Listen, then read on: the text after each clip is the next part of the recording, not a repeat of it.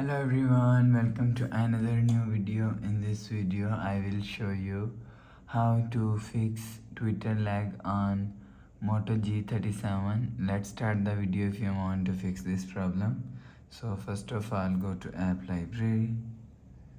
Here click on settings app. Now in setting, scroll down and click on apps. After click on apps, click on CR and scroll down and search tutor from here. Click on tutor, click on storage and cache and clear cache tutor. After clear cache tutor, you will see your problem is solved.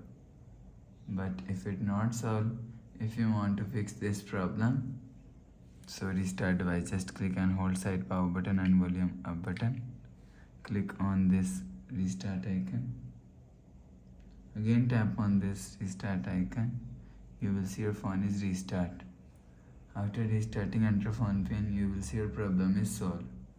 But if it not solved, if you want to fix this problem, click on settings app. Now in setting, click on system, reset option, and click on reset all settings. Click on reset device, enter phone pin, click on this icon. You will see your problem is solved. So please subscribe for more new latest videos. Thanks for watching.